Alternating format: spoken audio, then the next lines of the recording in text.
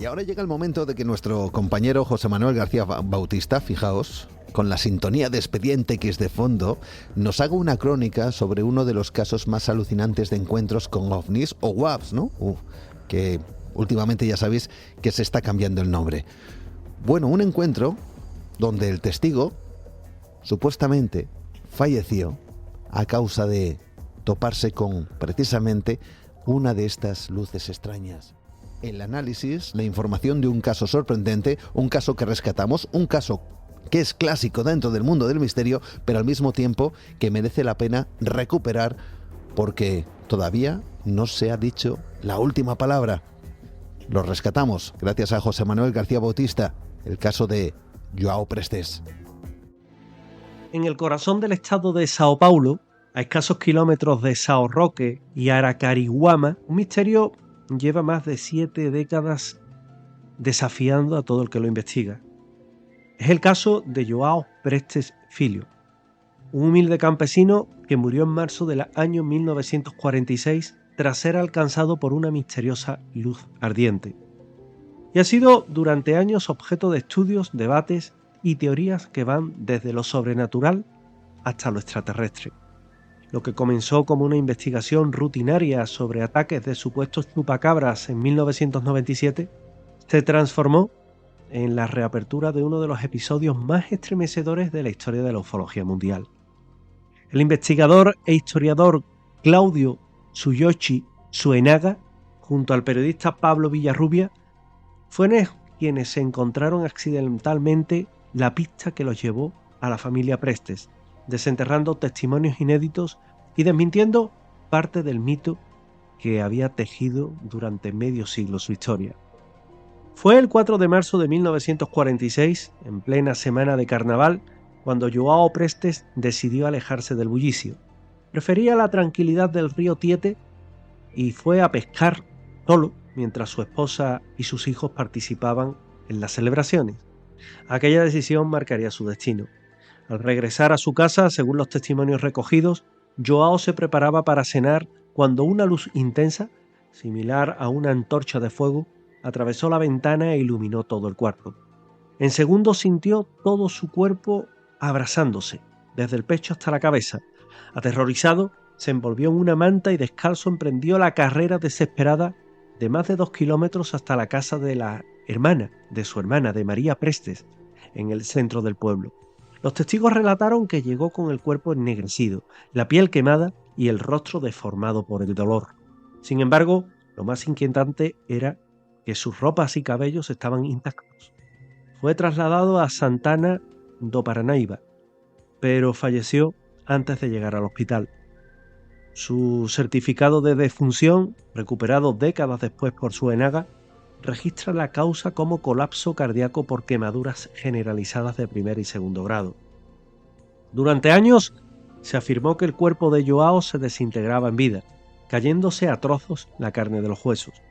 La versión, difundida en libros y revistas extranjeras, fue desmentida por su sobrino, por Luís Prestes y por Virgílio Francisco Alves, primo segundo de la víctima, quienes ofrecieron versiones más realistas pero igualmente estremecedoras.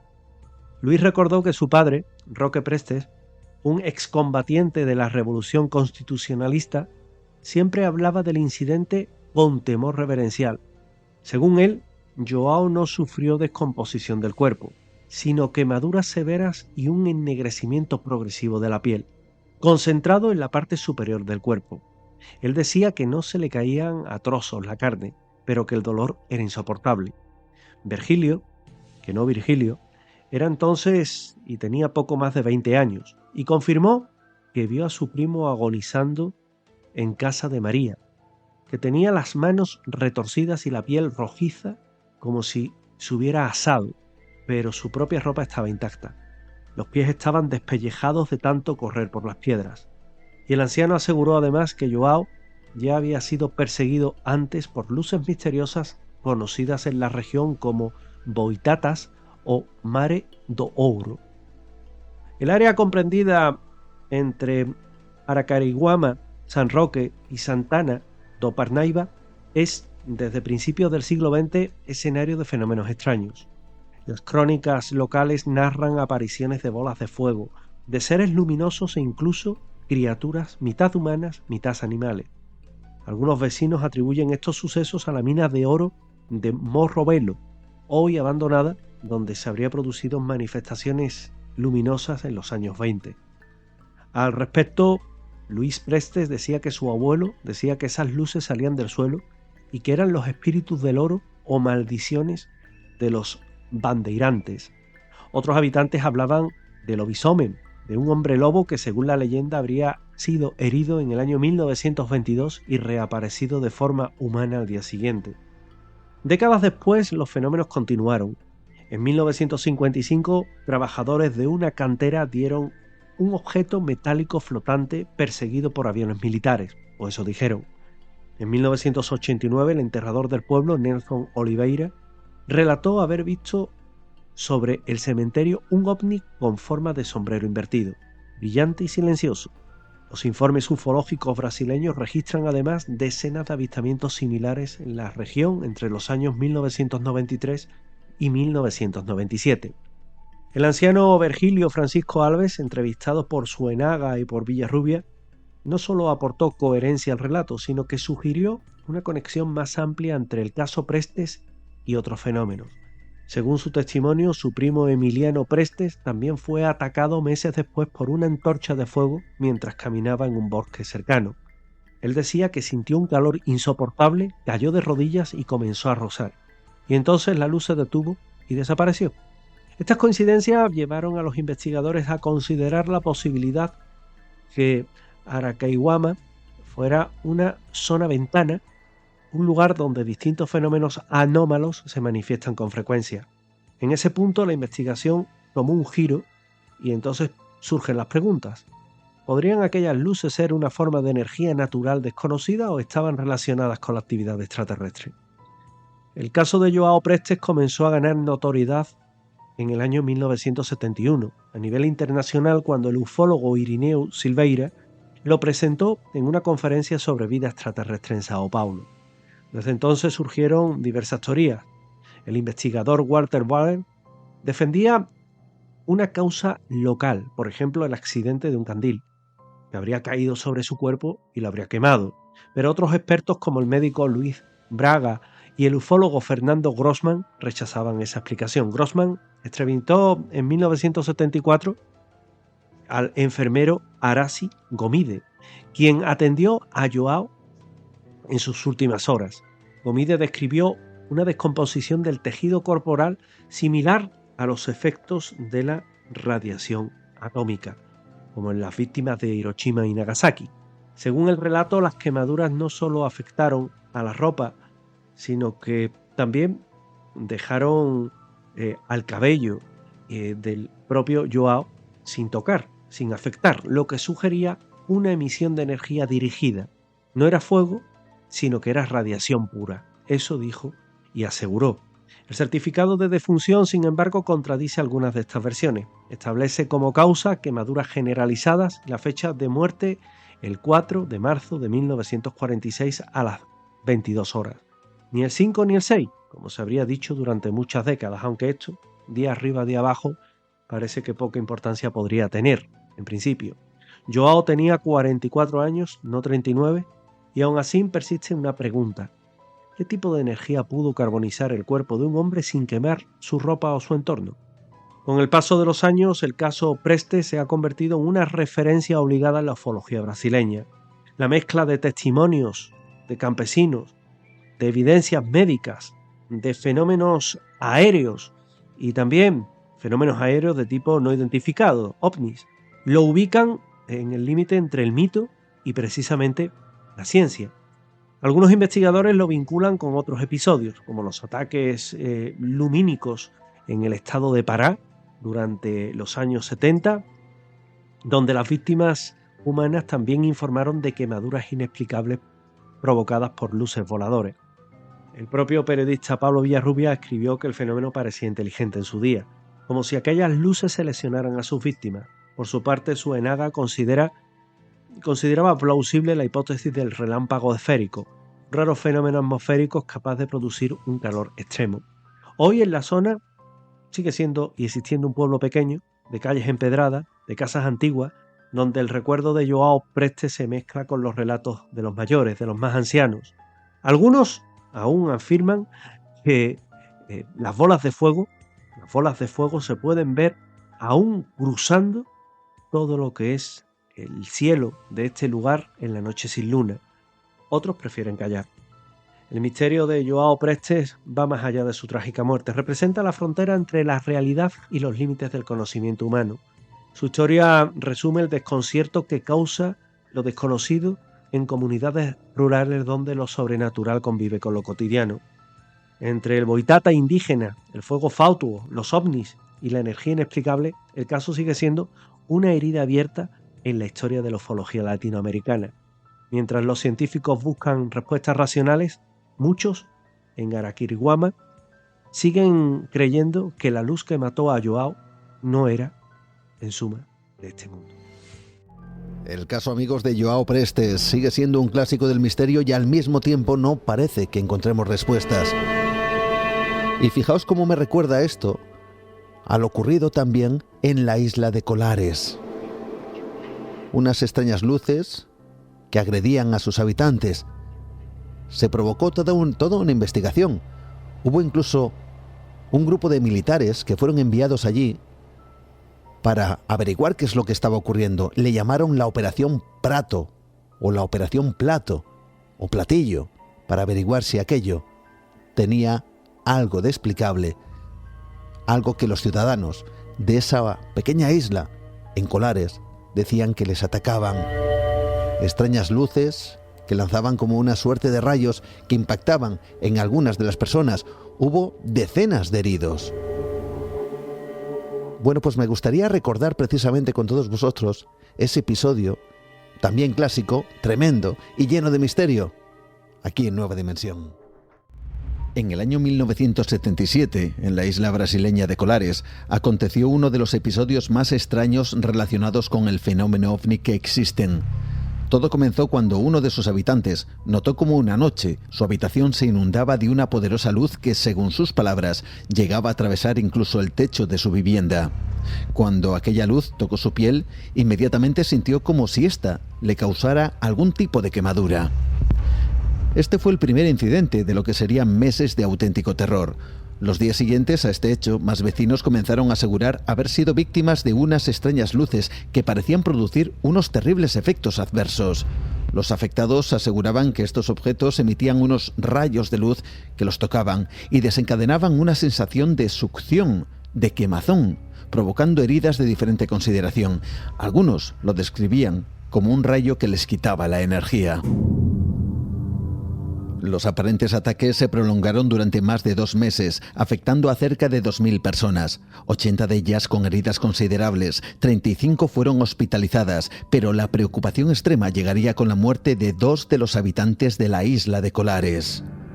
Los testimonios y los hechos saltaron a la prensa, donde se publicaron las imágenes de los afectados y las heridas sufridas por el impacto de esos extraños rayos. Los hechos fueron tan preocupantes que al gobierno brasileño no le quedó más remedio que tomar una decisión drástica. Había que sitiar la isla. Esto parece de película, pero se envió al Comando Aéreo Regional de la Fuerza Aérea Brasileña. Situaron varios campamentos militares, instalaron cámaras, telescopios y puntos de observación. Al frente del comando, el capitán Uiranje Holanda, quien vio con sus propios ojos cómo esas extrañas luces invadieron los cielos de la isla. Sus palabras fueron de lo más impactantes. Estaba aterrorizado. Podrían haber hecho con nosotros lo que quisieran. Se inició entonces la llamada Operación Platillo. Los habitantes de la isla vivían casi confinados. Los militares habían tomado el control en tierra, no del cielo, que era ocupado por estos objetos desconocidos, que fueron descritos por el propio capitán Holanda, en ocasiones de al menos 30 metros de diámetro y capaces de suspenderse a poca distancia de sus cabezas e incluso tocar el suelo. Pronto los miembros de las fuerzas aéreas también resultaron ser atacados por esos denominados rayos procedentes de esos objetos, hasta que tras varios meses de angustia, el fenómeno y aquellas aeronaves desaparecieron. Por desgracia, esto tuvo consecuencias. Cuando los militares finalmente abandonaron la isla, el capitán Holanda siguió investigando por su cuenta. Llegó a describir los diferentes encuentros ya no solo con esas luces amenazantes, sino con lo que él llegó a decir que eran los tripulantes de esos artefactos. Holanda había quedado profundamente marcado por sus experiencias en Colares e incluso concedió varias entrevistas hasta que algo ocurrió. Después de conceder una entrevista a un canal de televisión, Holanda sería hallado muerto en su casa. Aparentemente se había quitado la vida. Pero, ¿cómo era posible? Se barajó la posibilidad de que alguien hubiera acabado con su vida. Testigos afirmaron que un grupo de personas que no habían visto jamás entraron en su casa y se llevaron diferentes documentos, fotografías e incluso muebles. Pero jamás se supo quiénes eran esos individuos. Hoy en día, el caso Colares es uno de los más impactantes del fenómeno OVNI y la muerte del capitán Holanda, un misterio a añadir a unos hechos que dejaron cerca de 2.000 afectados y 2 muertos. Quizá algún día descubramos la verdad de este misterio. El enigma de estos dos misterios, ¿no? De estos dos sucesos, tanto el de Joao Prestes como el de la isla de Colares, sigue estando en el aire, sigue estando en el terreno del enigma. Y fijaos porque nos quedan poquitos minutos, pero hablando de terreno, vamos a bajar un poquito a la tierra y vamos a quedarnos precisamente en algo que nuestro querido amigo José Manuel Nieves nos va a traer y que tiene que ver con algo que se ha encontrado en ciertos desiertos del planeta Tierra.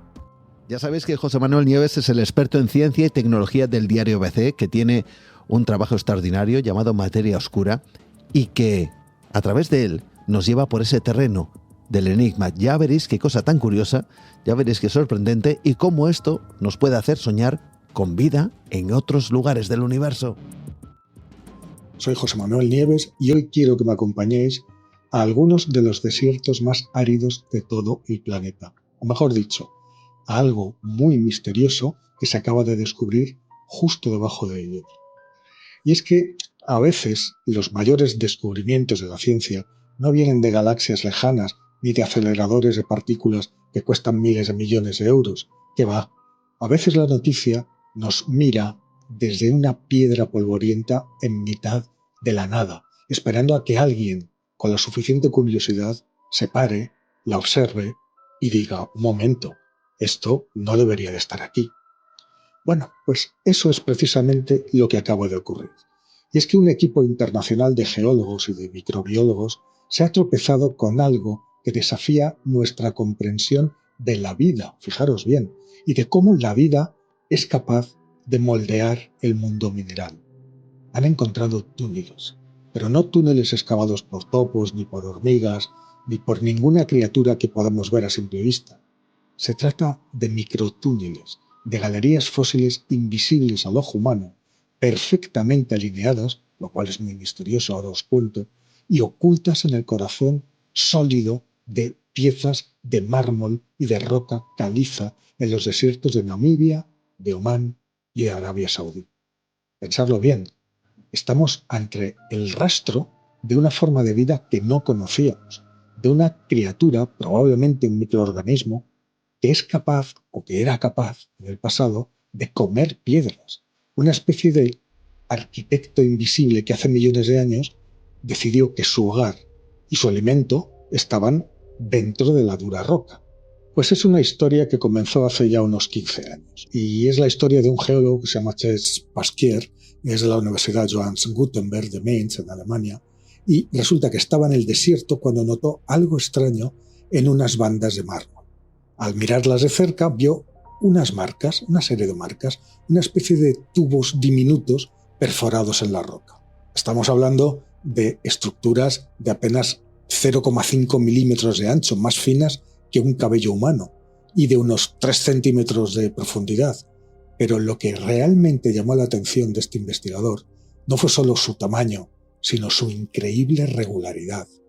Y es que en la naturaleza las cosas suelen ser bastante caóticas. El agua erosiona la tierra, la piedra, las montañas de forma irregular. El viento golpea de 1000 formas distintas. Las grietas tectónicas siguen direcciones caprichosas al ritmo de la geología. Pero estos túneles no. Estos túneles estaban todos perfectamente orientados verticalmente, paralelos unos a otros, guardando siempre la misma distancia entre sí. Es como si alguien hubiera usado un taladro de alta precisión a escala microscópica y estuviera siguiendo un plano de ingeniería. Pero ahí no quedó la cosa. Después de años de búsqueda, pues aparecieron estructuras idénticas en otros 3 países distintos. Siempre en zonas desérticas, áridas, siempre en rocas expuestas a condiciones extremas. Y siempre siguiendo el mismo patrón. Los túneles nacen en las fracturas naturales de esas rocas, es posible que ahí se acumule algo de humedad, y se hunden hacia el interior de ellas con una disciplina y un orden que es irreal. Es que no sabemos si estamos ante un proceso meramente geológico o si esos túneles fueron excavados realmente por seres vivos. Podrían ser efecto del calor extremo del desierto, o de algún tipo de cristalización extraña, o de erosión química por la lluvia ácida. En su estudio, que acaba de ser publicado en Geomicrobiology Journal, los investigadores han sido muy tajantes. La geología, por sí sola, no es capaz de hacer algo así. De forma que después de descartar uno por uno cada proceso químico y físico conocido, solo quedó una explicación posible, por fantástica que parezca. Se trata de una firma biológica. Algo vivo hizo esos agujeros. Claro, había que demostrarlo. Y para hacerlo usaron una técnica que se llama espectroscopía Raman, que permite identificar sustancias químicas por medio del rebote de la luz láser. Y lo que encontraron dentro de los túneles pues fue la prueba definitiva, lo que los americanos llaman la pistola humeante. Vamos a ver, en el interior de cada microgalería de estas había una fina capa de carbonato de calcio que es químicamente distinta al resto de la roca que la está rodeando. Esa capa es pobre en hierro, en manganeso y en tierras raras. Solo en eso. ¿Qué significa? Pues que el bicho que pasó por allí, fue muy selectivo y que se comió solo ciertos elementos y que rechazó otros.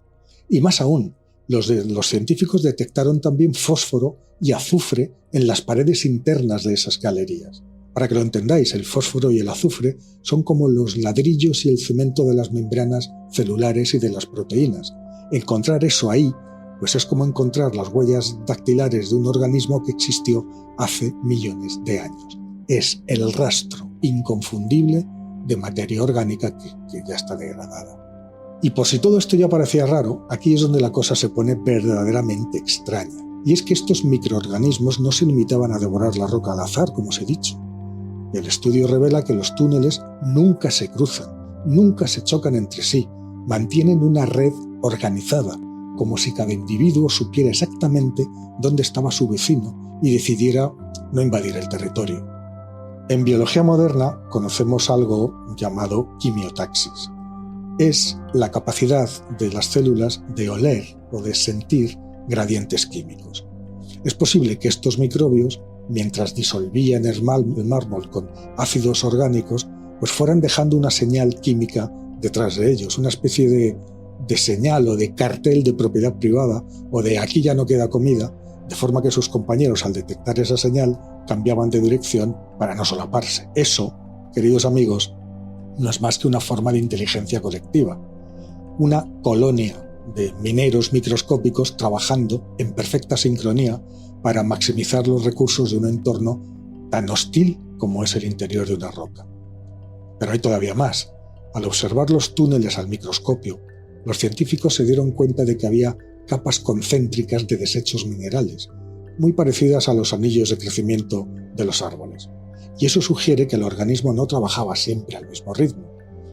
Más bien, probablemente avanzaba cuando había humedad, pues quizás tras las raras lluvias del desierto, y se detenía durante las épocas de sequía extrema, y eso dejaba una marca de su inactividad. Bueno, claro, podríais pensar, bueno, estos son solo unos agujeros viejos en unas piedras perdidas en el desierto. ¿A quién le importa todo esto? Bueno, pues la importancia es una importancia muy alta y por varias razones. En primer lugar, porque este hallazgo cambia lo que sabemos sobre el ciclo del carbono, ni más ni menos. Siempre pensamos que el intercambio de carbono ocurre en la atmósfera, en los océanos o en los bosques. Pero si resulta que existen, o que existieron, masas inmensas de microorganismos comedores de roca, y convirtiendo minerales en materia orgánica en las profundidades de la corteza de la Tierra, entonces los números de nuestros modelos climáticos y geológicos pues podrían estar incompletos, podría faltar este elemento. Y aún hay más, en segundo lugar, esto nos obliga también a mirar hacia arriba, hacia el cielo, concretamente a Marte. Y es que sabemos que el planeta rojo básicamente es un desierto inmenso lleno de rocas muy similares a las de Namibia o a las de Omán. Y si la vida en la Tierra aprendió a colonizar el interior de esas piedras para protegerse de la radiación y de la sequedad, pues ¿por qué no iba a ocurrir lo mismo en Marte? En otras palabras, este estudio nos ha proporcionado una nueva firma biológica que buscar. Es decir, ya no tenemos que buscar necesariamente ni hombrecillos verdes, ni siquiera bacterias vivas nadando en humedad. Tenemos que buscar estos túneles. Y si encontramos estas geometrías perfectas en el cráter Jezero, donde está el rover Curiosity, o en las llanuras de Marte, pues entonces tendremos la prueba definitiva de que la vida también pudo abrirse camino allí, bajo la superficie. Este descubrimiento, además de todo, se suma a otros estudios fascinantes sobre lo que los científicos llaman la biosfera profunda. Y es que hace unos años, otros investigadores en otro estudio ya encontraron vida a kilómetros bajo el lecho marino y también en minas de oro a profundidades donde el calor debería de ser insoportable e incompatible con cualquier organismo vivo. Estamos descubriendo pues, que la Tierra no solamente es una superficie habitable, con un interior absolutamente inerte. No, la Tierra es más bien como una especie de queso suizo. Es un planeta perforado por la vida hasta niveles que apenas estamos empezando a sospechar.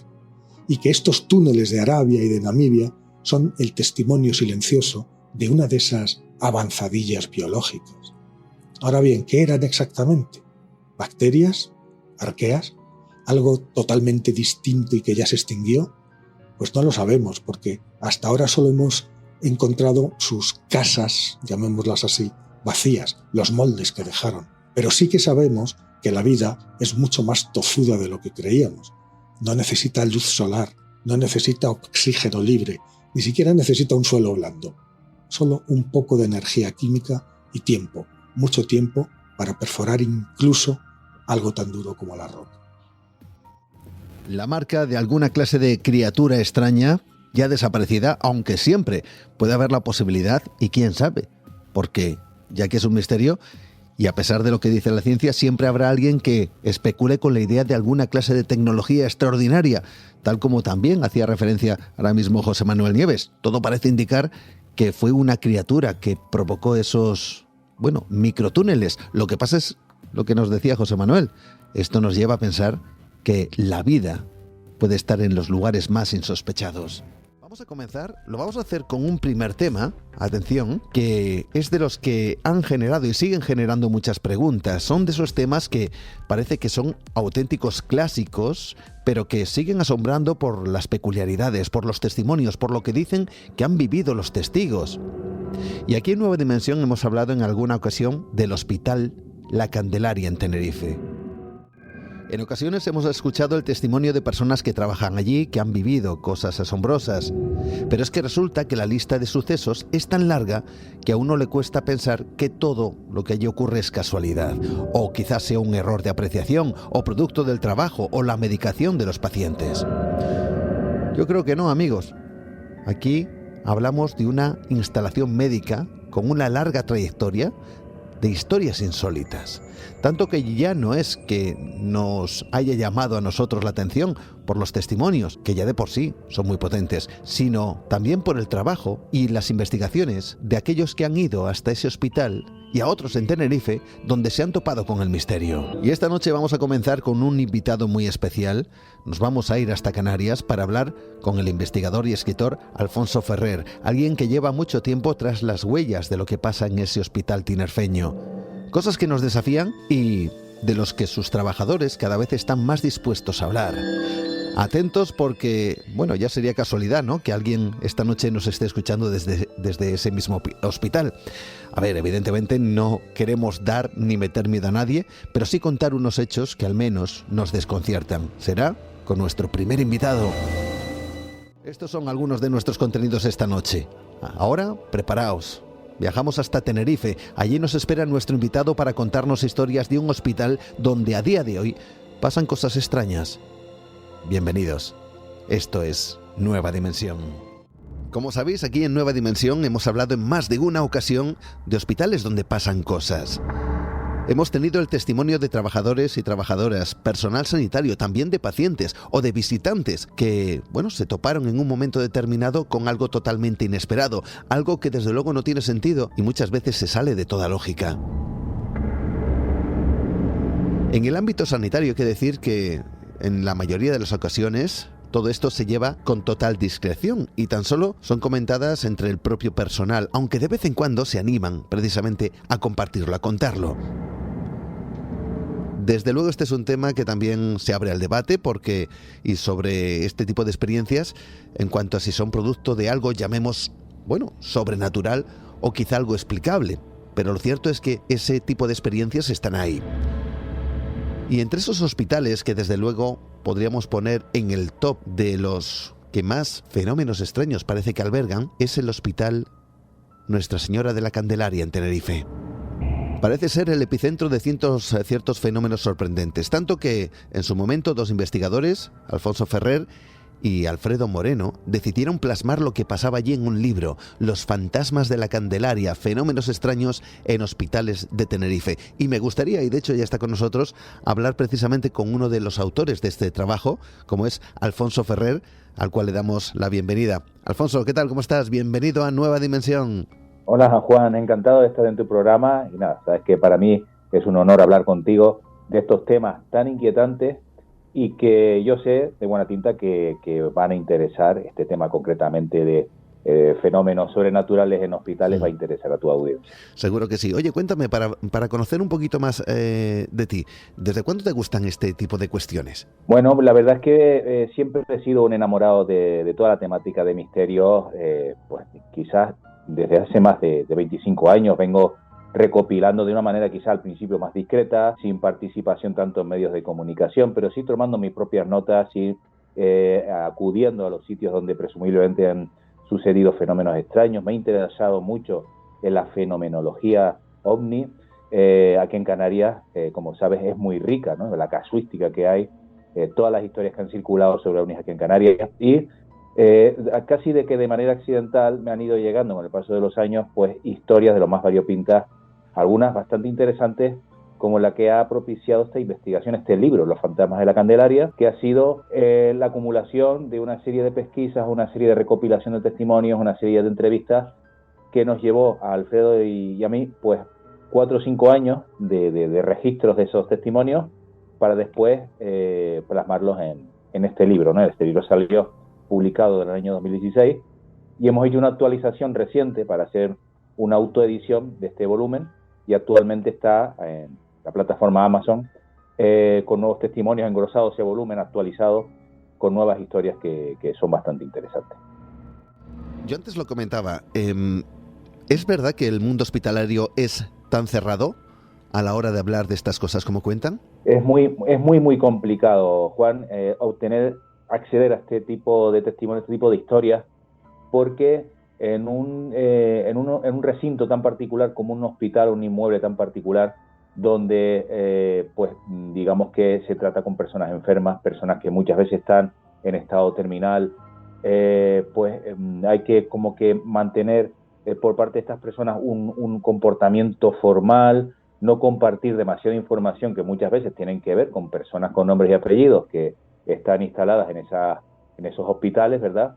Y entonces, al hablar de estos asuntos, pues, desde luego que se refieren con mucha discreción a ellos y suelen ser un poco escuetos en detalles. Por eso ha sido una investigación bastante complicada porque se juega en su reputación profesional y en ámbitos concretamente como el que más nos ha interesado a lo largo de esta investigación, que es la parte que más me ha asombrado de todo este periplo, que es la parte del área de paliativos del Hospital del Tórax, pues ahí donde va la gente prácticamente a pasar sus últimos días de vida, ¿no? El personal sanitario, los enfermeros, los médicos, los auxiliares son muy reacios a hablar de lo que allí sucede. Pasan cosas, pero no quieren contarlas o difícilmente las cuentan a riesgo de quedar para ellos, ¿no?, a su modo de ver, retratados como personas poco confiables en su profesión, poco competentes, y además a riesgo de que la persona encargada de realizar esta investigación o de escribir este libro, en este caso, pueda retratar de manera poco conveniente lo que sucede, ¿no?, en estos lugares donde, como decimos, son lugares muy sensibles, donde las personas se instalan muy enfermas, muchas ocasiones, pues pasando, como decimos, sus últimos días u horas de vida, ¿no? Hablaremos de ese hospital en tan solo un instante, pero me provoca cierta curiosidad, y seguramente que a muchos de nuestros amigos también, si el entorno está encerrado, si realmente cuesta, y además es lógico, ¿no? Comentas precisamente esa barrera, ¿no?, entre si lo cuento, mi reputación va a estar en entredicho. ¿Cómo consigues que alguien lo cuente? ¿Cómo consigues que al final se abran ese tipo de testimonios para, bueno, de alguna forma luego tú ya poder tenerlos como archivo o publicarlos incluso, como es en este trabajo? Claro, mira, en principio todo esto nos llegó de manera un poco accidental, allá por el año 2013 o así, ¿no? De manera accidental nos llega un testimonio por parte de un enfermero que trabaja en el área de paliativos del Hospital del Tórax de aquí de Tenerife, más concretamente, donde nos confía, porque una persona bastante conocida mía, nos confía una serie de relatos, una serie de historias, una serie de fenómenos que ocurren concretamente en ese departamento, que a mí me dejan bastante asombrado, y estos fenómenos son compartidos por muchos de sus compañeros. Entonces decidimos iniciar una investigación, empezar a tirar de la madeja, de tal manera que este testigo, Juan Antonio Gómez, que además él no tiene ningún problema en presentarse ni identificarse, porque él además está jubilado ya, él me va poniendo en contacto con otros compañeros suyos con el aval de la entrevista anterior, prometiéndoles que, bueno, esto va a quedar en buenas manos, todo este tipo de historias, no se va a frivolizar, no se va a sacar de contexto nada. Y entonces en ese ambiente de confianza que se va creando, muy complicado, esto es un trabajo de hormiguita, yo te lo estoy contando así, pero estos son meses o años, incluso algunos testimonios que hemos logrado recabar, pues en ese ambiente de confianza que se va generando, logramos que al final mucha gente quiera hablar incluso, o sea, que las personas que son testigos de fenómenos en estos entornos, presencian cosas extraordinarias, quieren contarlas, las comparten en su entorno más cercano, pero de cara al exterior pues cuesta más trabajo, sobre todo si al final esto va a acabar en un libro. Y como te digo, al final, entrevista tras entrevista, a lo largo de meses y años, hemos logrado recabar esta historia. También tengo que decirte una cosa que a mí me ha resultado muy curioso, Juan, y es que cada vez cuesta menos hablar, por parte de estas personas parece que hay menos reticencias a hablar de estos fenómenos. Te lo comento porque este volumen salió publicado inicialmente, su primera edición en 2013, con el grueso, ¿no?, de estos testimonios, pero después, al hacer una actualización y recabar nuevos testimonios recientemente, el año pasado, parece que a la gente le costaba menos hablar, personas que habían estado desempeñando sus funciones en estos hospitales, parecía que contaban con más libertad, ¿no?, con menos prejuicios, todo lo que le había pasado. No sé si el paso del tiempo ha ido para bien en cuanto a la narrativa de este tipo de fenómenos, pero sí he podido percibir eso, y es una cosa que me ha llamado la atención. Era uno de los temas, además, uno de los puntos que te iba a comentar y que hilas muy bien, ¿no?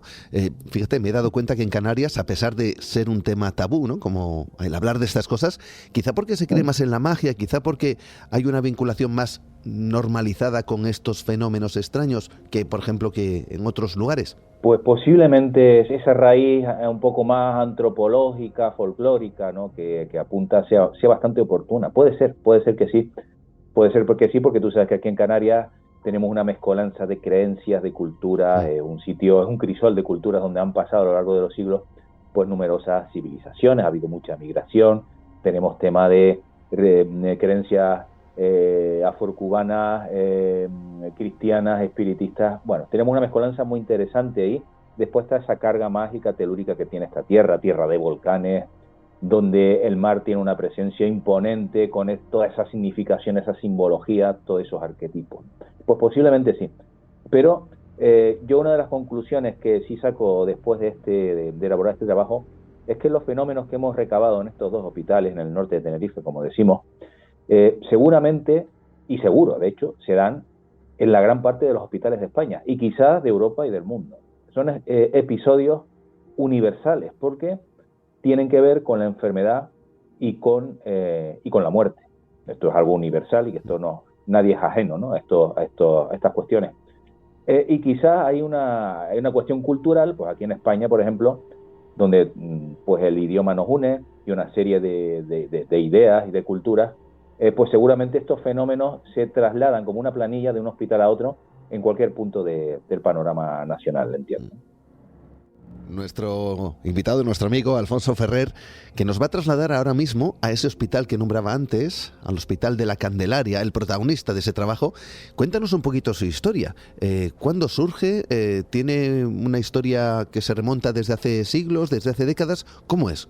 Bueno, mira, aquí tenemos un hospital muy antiguo, que es el Hospital del Tórax, que es bastante interesante, un hospital que tiene casi 100 años, y tenemos un hospital más moderno, que es el Hospital de Nuestra Señora de Candelaria, que es un gran hospital, un hospital que se inaugura en el año 1966 con la aspiración o con el objetivo de cubrir una serie de necesidades de gran parte de la población que vive en el norte de la isla, en la capital, en Santa Cruz de Tenerife ciudad y la ciudad de La Laguna, que aglutina a gran parte de la población de la isla para dar esos servicios. Es un hospital bastante grande, donde pues prácticamente trabajan cerca de 3.000 personas, hay más de 1.000 camas, bueno, un hospital pues bastante interesado, bastante grande, bastante importante, que está conformado por una serie de bloques que pues incluyen todo tipo de departamentos, ¿no?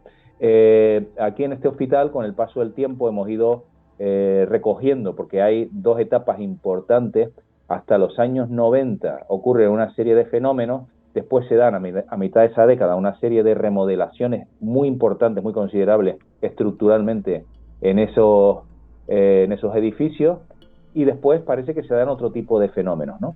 Y esto se atiene a la vieja teoría parapsicológica de que en un lugar, cuando se remueven los cimientos, parece que surgen estos fenómenos de índole paranormal, parapsicológico, como queramos referirnos a ella. Y esto me ha llamado mucho la atención, porque gran parte de los fenómenos que hemos recogido se dan en las postrimerías de esas reformas estructurales, ¿verdad?, en torno a esa fecha. Y eso me ha llamado mucho la atención. Y después está un hospital que, desde ese punto de vista histórico, Juan, me parece hasta más interesante, que es el Hospital del Tórax, un hospital inaugurado en el año 1944 como sanatorio, porque en esos años la tuberculosis, sobre todo, hacía estragos aquí en la isla, con índices de mortalidad por encima del promedio nacional. Y aquí estamos en una isla donde por los puertos podían entrar todo tipo de enfermedades. Era común los confinamientos en puertos para que no se extendieran determinadas enfermedades, y las enfermedades respiratorias eran muy comunes. Aquí la tuberculosis hizo especial incidencia, ¿no? Y es un hospital pues en lo alto de una montaña, una zona alta de la isla, ateniéndose a esta idea, a las viejas corrientes higienistas del siglo XIX, que era lo que había en ese momento para tratar este tipo de males, este tipo de enfermedades, que exponiendo al enfermo a determinadas alturas, latitudes, ¿no? El aire puro podía sanar con más facilidad al enfermo, ¿no? Ese aire, esas corrientes de aire podían arrastrar las miasmas, ¿no?, que se denominaba, que eran como la concreción del mal que afectaba a la persona, ¿no? Y tiene esa raíz más antropológica, que es muy interesante, ¿no? Porque aquí en el Hospital del Tórax trabajaban esas monjas con esa carga religiosa, esa carga simbólica también que tenía, que le añade al hospital, y donde también hemos registrado un hospital mucho más pequeñito, claro, más oscuro, más siniestro si se cabe, con pasillos muy estrechos, muy oscuros, y donde está ese área de paliativos al que yo me refería antes, donde hemos recogido quizás los fenómenos más espectaculares. Iremos, por supuesto, a conocer también algunas cosas esta noche de ese Hospital del Tórax, y también, por supuesto, del Hospital de la Candelaria, que, hay que decirlo, ha sido protagonista en más de una ocasión aquí en Nueva Dimensión, debido a los testimonios de personas que se atreven a contar: es que a mí me ha pasado esto. Caray, tremendo. Antes comentabas anomalías eléctricas. ¿Esto qué tiene que ver? ¿Pudiera ser algo explicable, o es lo suficientemente extraño como para determinar que no todo puede ser producto de un fallo eléctrico convencional, digamos? Claro, es interesante el tema de las anomalías eléctricas. Es muy común pues en lugares encantados, pero particularmente en hospitales. Yo me he encontrado, además, al margen de lo que hemos podido recopilar para estos hospitales, la Candelaria y el Tórax, en otros tantos hospitales españoles, el tema de funcionamiento anormal o anómalo de las luces y aparatos eléctricos conectados a las instalaciones es muy, muy común. Y concretamente todo lo que tenga que ver con ascensores. O sea, es que si nos podemos revisar toda la bibliografía que hay sobre fenómenos paranormales, casas encantadas, el tema de los ascensores es muy común. Y es que en hospitales es especialmente interesante. Aquí en el Hospital de la Candelaria hemos recogido historias muy, muy interesantes, muy inexplicables. Precisamente en esta actualización que hicimos para esta nueva edición que sacamos hace unos meses, pudimos acceder a los testimonios de dos enfermeras, una de ellas ya está jubilada, y nos contaba pues fenómenos que están relacionados directamente con ascensores en estos hospitales, en el Hospital de la Candelaria más concretamente. En el bloque central del hospital, esto ocurría a mediados de los años 90, como una de ellas fue testigo de una historia a la que pues casi 30 años después todavía se encuentra dándole vueltas, ¿no? Intentando encontrar una explicación, y así nos lo contaba, y es que cierta noche en torno a las 2 de la mañana, que es una hora a la que determinados departamentos o áreas del hospital están totalmente vacíos, no tienen actividad, y muchas veces se trata de plantas a nivel administrativo, ¿no? Pues ven cómo estaban en la planta baja de ese bloque, de ese edificio, y ven cómo entran 3 personas con bata blanca, descritas como jóvenes. Incluso esta testigo me da datos concretos de una de ellas, una de esas personas, una chica con melena larga, oscura, da datos, descripciones más o menos concretas, ¿verdad?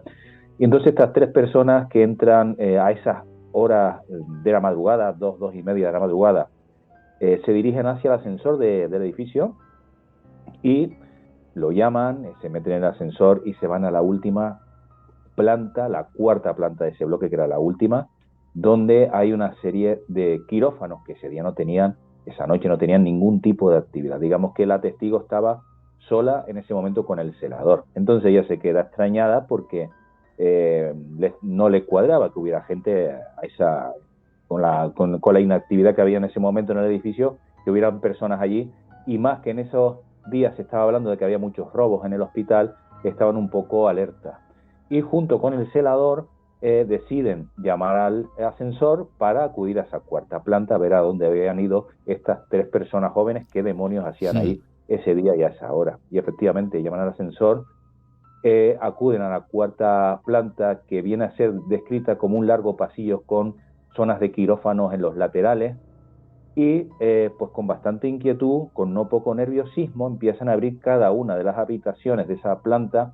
Ella me describía el celador. Los celadores de esa época, que eran personas muy curtidas, en muchos casos eran incluso personas que venían del campo y se habían reinventado o habían buscado otra profesión. En este caso era un hombre que no le tenía miedo a nada, y me describía cómo abría con la punta del pie cada una de las puertas con cierto temor, al grito de hay alguien ahí, ¿no? Pensando que podía haber alguien que pudiera suponer una amenaza. Y así fue como recorrieron la planta sin ver absolutamente a nadie. Tan solo las habitaciones eran quirófanos cerrados, sin ventanas. Tan solo al final del pasillo hay un ventanal, que estamos en una 4ª planta, con lo cual lo único que podían deducir es que estas personas se hubieran tirado por esa ventana, con el gran riesgo para ellos de prácticamente matarse o quedarse gravemente lesionados. Bueno, ¿dónde estaban esas 3 personas que subieron a esa 4ª planta ese día, esa noche? Es una cosa que esta persona con la que hablé, esta enfermera, que sigue en activo a día de hoy, me sigue dando vueltas. Un auténtico misterio. Una persona que te voy a señalar, Juan, que es bastante racional, bastante. De las 2 enfermeras con las que hablé, quizás la otra chica era más espiritual o con un sentido más simbólico de todas estas cosas, más trascendente, pero esta persona que me contó, que fue testigo de esta historia, este episodio, es bastante escéptica, bastante racional, y ya te digo, a día de hoy no le encuentra explicación a este fenómeno relacionado con un ascensor, en este caso en la Candelaria. Lugares que, vinculan la vida a la muerte, y en esa línea en donde constantemente se está traspasando, ¿no?, de alguna manera, tanto la emoción de alguien que ha conseguido salir adelante de una enfermedad, de un trance de salud, como también la emoción, en este caso negativa, ante la pérdida de personas que, bueno, van allí y por desgracia no consiguen superar ese mismo trance de salud. Y comentas, presencias en pasillos.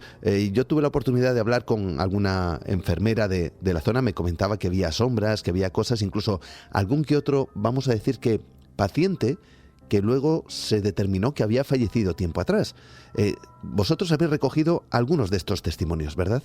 Efectivamente, sí. Este tipo de historias relacionadas con pacientes, no sé si decía pacientes que parece que han trascendido, que parecen fantasmas, ¿no? De personas que en su momento debieron estar instaladas, según el relato que se las han ido elaborando los testigos con el paso del tiempo, personas que debieron estar instaladas, ingresadas en ese hospital, fallecieron y después se siguen apareciendo por los pasillos. Hemos recogido unos cuantos casos. De hecho, uno de los casos lo registramos en el libro y tiene que ver con un episodio de una enfermera que saluda a un señor mayor que está sentado en un sofá, y bueno, posteriormente cuando se da la vuelta para un señor de bastante edad, ¿no? Que no podía moverse con rapidez y estaba bastante afectado, se movía con un bastón. En ese momento el bastón lo tenía apoyado junto al sofá, según relataba, que es un detalle interesante. Y al darse la vuelta y ver que el sofá está vacío, le pregunta a una compañera que si había visto a un señor que había estado sentado en esa silla y le había desaparecido como si se hubiera esfumado, y tras dar la descripción a su compañera, esta le refiere que ese señor había fallecido hacía ya unos cuantos días, ¿no? Este tipo de historia es muy frecuente.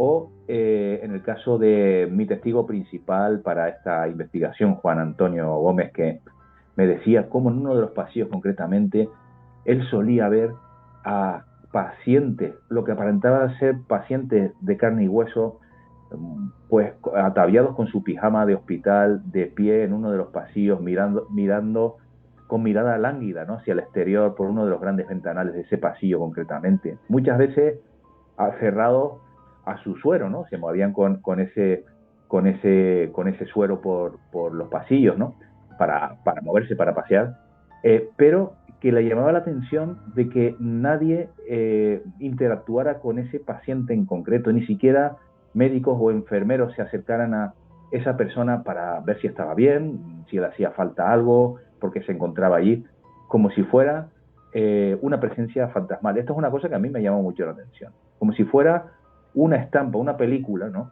que tiene que ver con alguien que en su momento estuvo instalado en esas dependencias y ya no está, ¿no?, como si fuera algo que se ha quedado impregnado, ¿no? Este tipo de apariciones es bastante frecuente, este tipo de relatos que casi parecen leyendas urbanas.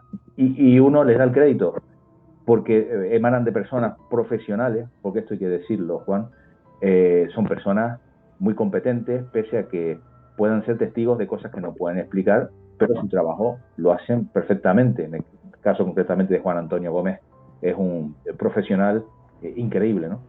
Y no le encuentran explicación. Claro, Juan se hace sus propias teorías en su cabeza, ¿no?, y tienen que ver con una cuestión un poco trascendente, porque él tiene sus creencias también, como las tienen todas las personas que trabajan en estos departamentos, que son personas, seres humanos normales y corrientes, con su propia visión del mundo, sus propias creencias particulares, incluso en lo sobrenatural. Y él, pues, para él tenía que ver con una cuestión trascendente, por supuesto. Me gustaría que escucháramos en este instante uno de esos relatos, uno de esos testimonios. Atentos.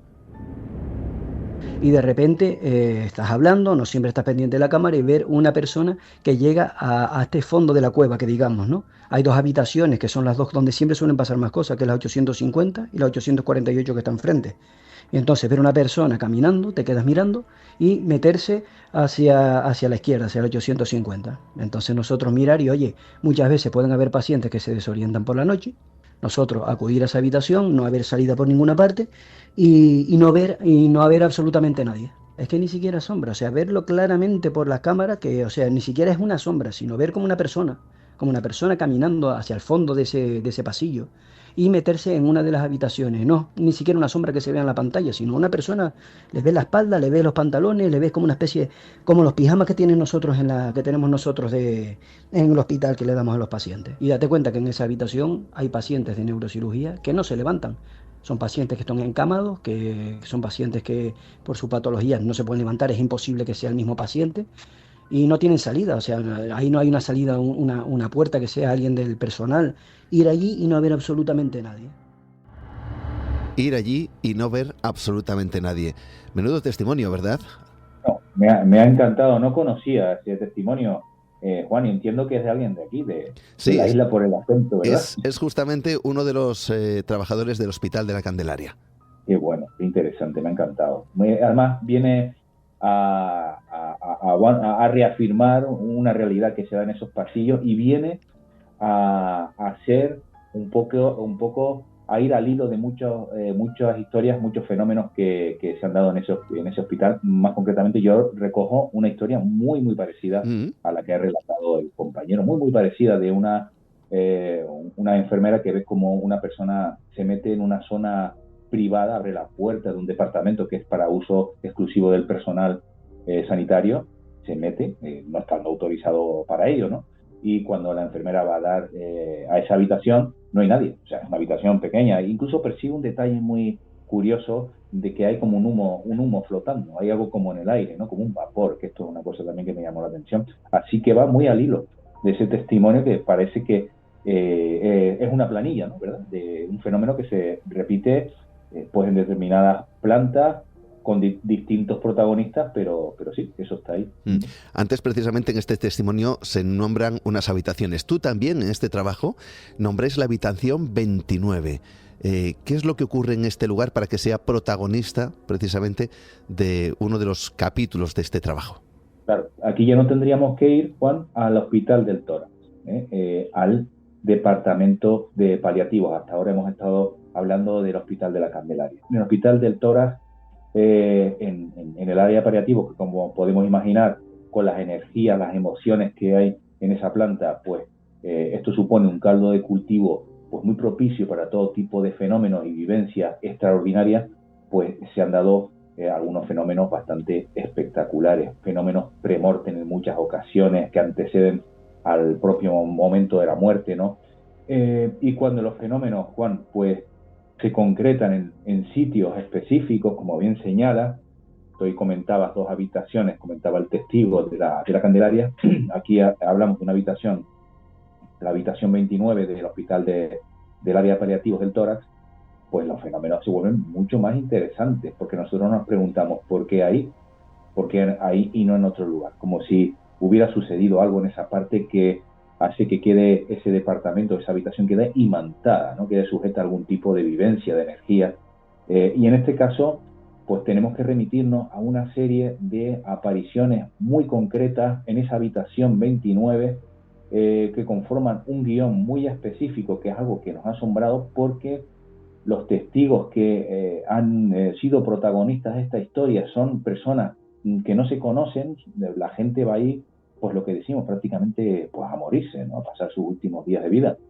Entonces, cuando una persona, un paciente ingresa en esta habitación, fallece, lo que hace el personal es limpiar la habitación, cambiar las sábanas, recogerlo todo y al día siguiente o a los 2 días o lo que sea, ingresa otro paciente y así. Y cada uno de estas personas o muchas de estas personas, el propio encargado del área de paliativos, Miguel Ángel Benítez, el director de esa planta con quien tuve el placer de charlar y él me corroboraba todos estos fenómenos, me decía que al menos en los últimos 5 o 6 años habría habido unas 40 personas en esa habitación, unas 40 personas que habrían referido siempre la misma aparición.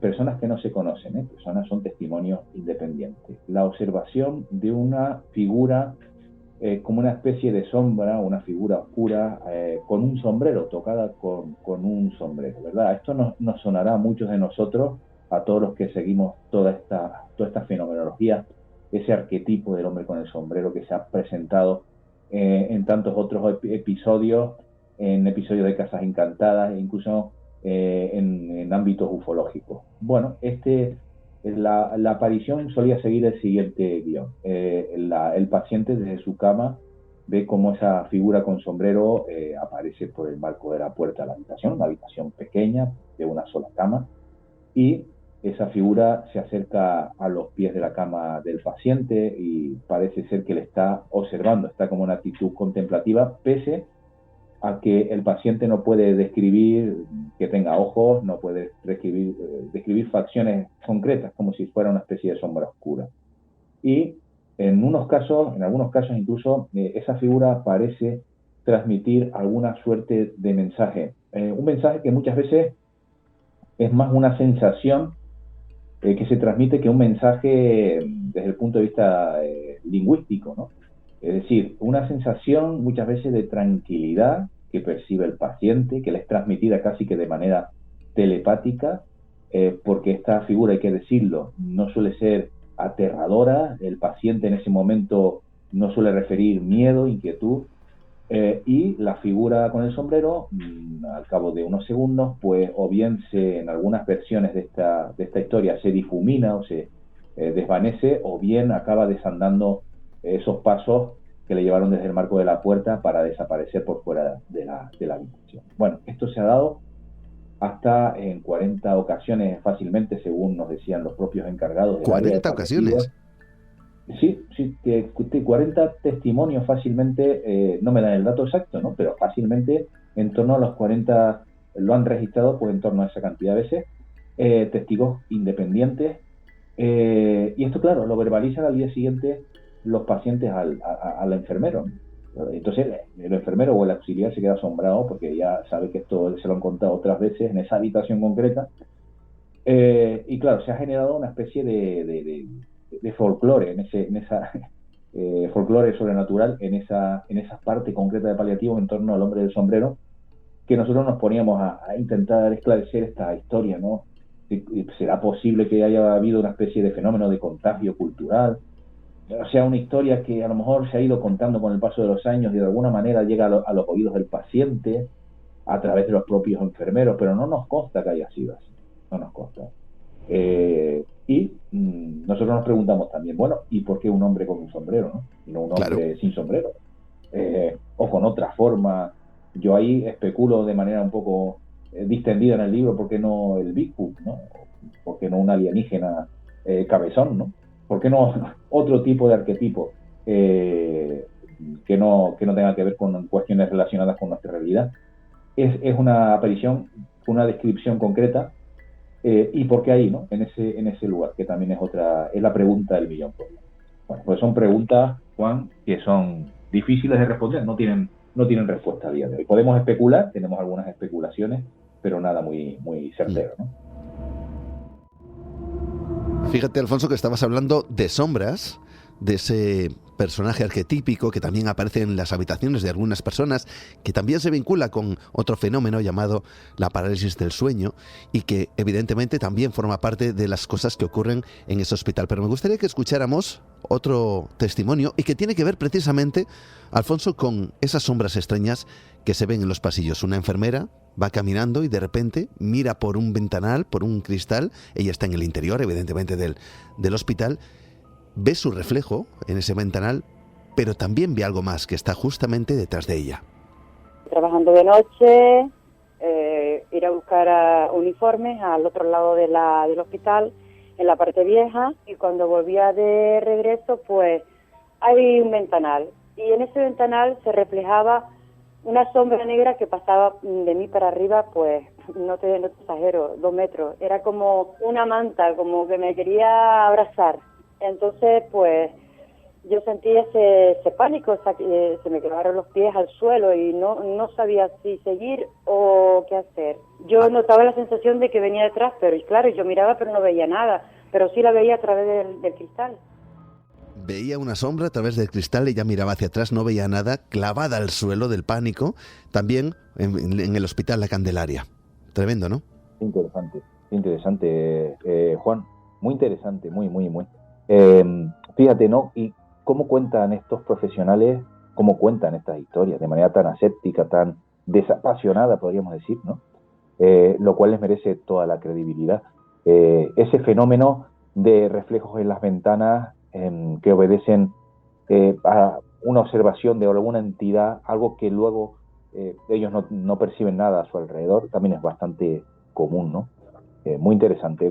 Esto denota que en la Candelaria hay una actividad inusualmente alta de fenómenos, no sé si parapsicológicos, paranormales o culturales, como queramos verlos, pero están ahí y están ahí para ser registrados y ser rescatados, desde luego. Cuéntanos un poco, vamos a dar el salto al Hospital del Toras, porque has comentado en un par de ocasiones la zona de paliativos. Ahí suceden cosas que una vez más nos llevan al asombro, ¿no?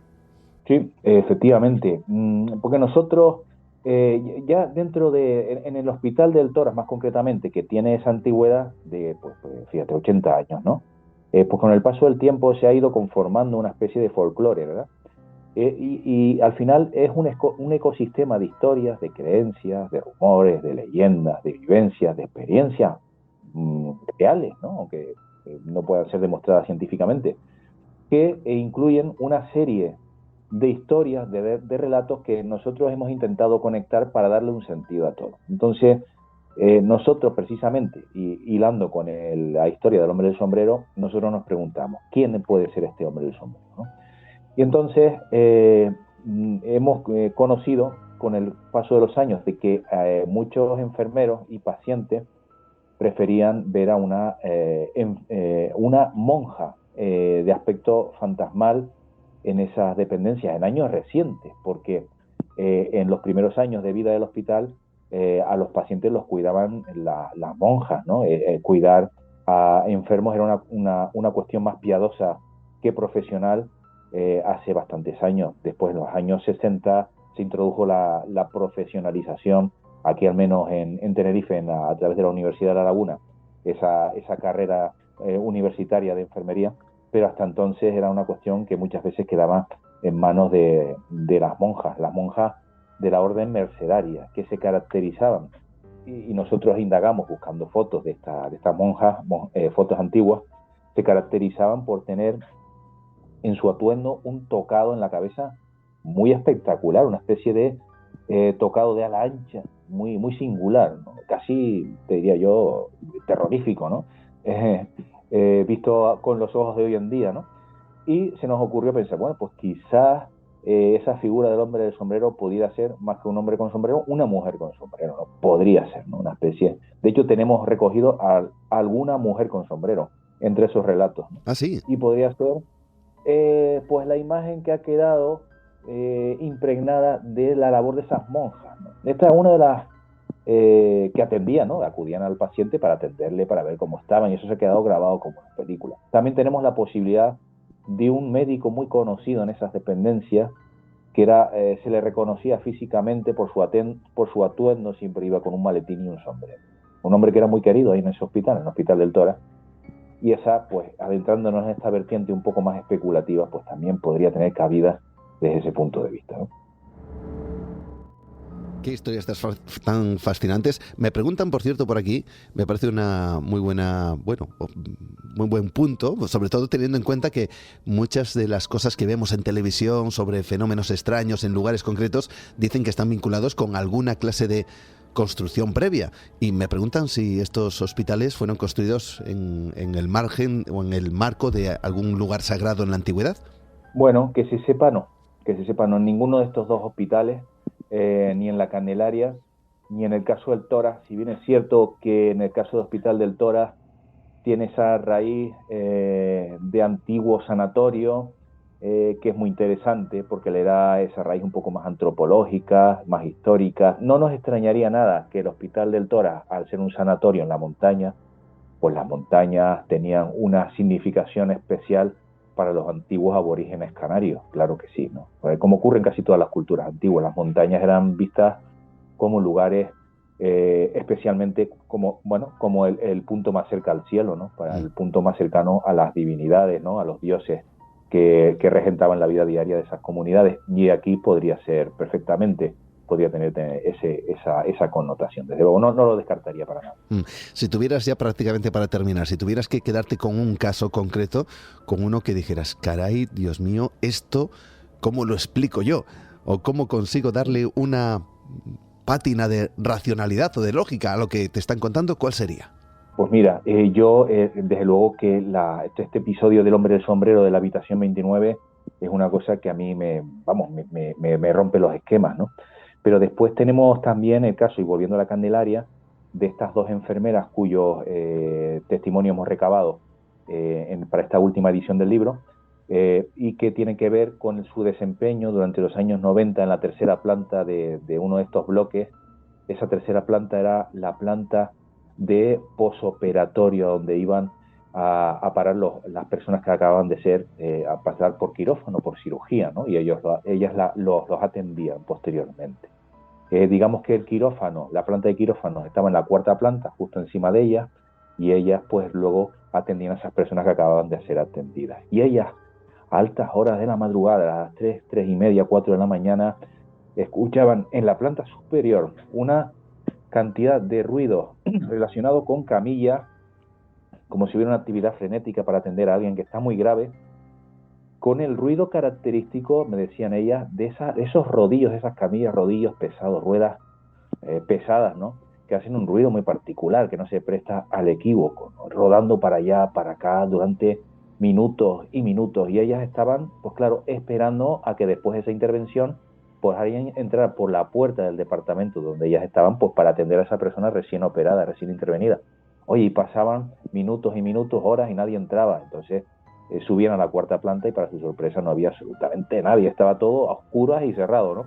Pues quizás, y esto era días y días que se repetía, no solo un día, sino durante meses, días y días, ¿no? Pero era muy frecuente que se diera.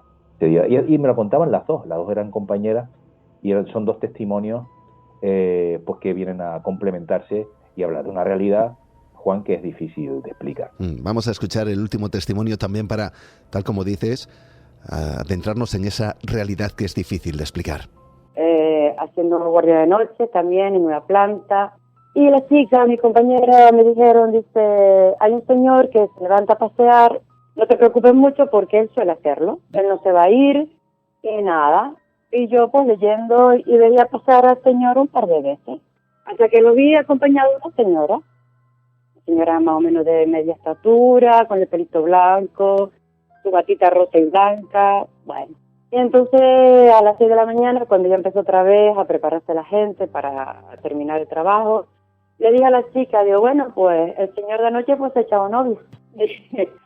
Dice, ¿cómo que se ha echado novia? Digo, sí, estuvo paseando con una señora y más o menos le dije y tal. Entonces las chicas se miraron y me dijeron, Dulce, pues por la descripción que das, pues esta señora falleció en las horas de la tarde, prácticamente un poquito antes de que tú entraras a trabajar. Vaya testimonios, Alfonso. Bueno, me ha encantado, Juan. Es que viene a corroborar todo lo que estamos comentando. Son vivencias, experiencias que por sí solas tienen un valor increíble, por muy subjetivas que sean, aunque no puedan ser refrendadas por otros testigos externos, ¿no? Y vienen a ir al hilo concretamente de algunas de las cuestiones que hemos estado comentando anteriormente. Sin duda alguna. Los fantasmas de la Candelaria, fenómenos extraños en hospitales de Tenerife. Quien quiera ponerse en contacto contigo y quizá para contarte ciertas cosas o quizá para tener más información acerca de este trabajo, de este libro, ¿cómo lo pueden hacer? Claro que sí, Juan. Pues mira, me pueden encontrar a través de redes sociales como Alfonso Ferrer Sierra, y el libro lo pueden encontrar a través de la plataforma Amazon, ¿no? Los fantasmas de la Candelaria. A poco que hagan una búsqueda en Google pueden dar conmigo, Alfonso Ferrer, investigador Tenerife, pues pueden, o bien escribiéndome al correo electrónico alfonferrer@yahoo.es, ¿no? Si quieren ponerse conmigo en contacto personalmente. Pues ahí estaremos, y seguro que habrá personas que ya no solo se interesen por tu trabajo, por este libro, sino que quién sabe si haya personas que hayan vivido experiencias extrañas en estos hospitales y quieran compartirlas contigo. De verdad, Alfonso Ferrer, muchísimas gracias por estar hoy en Nueva Dimensión y por acompañarnos, por hacernos de guía a través de los pasillos, a través de las estancias y a través de esos fenómenos extraños en la Candelaria y en el Hospital del Tórax, ahí en esa tierra mágica como es Tenerife. Gracias a ti, Juan, y ha sido un placer y un honor, como siempre, estar hablando contigo y nada, espero que haya encendido alguna bombilla y a raíz de entre tus oyentes, pues algunos se planteen cosas que quizás anteriormente no se hayan planteado. La próxima vez que vayan a un hospital seguro que lo verán con otros ojos. Un abrazo fuerte. Seguro que sí. Fuerte abrazo, amigo.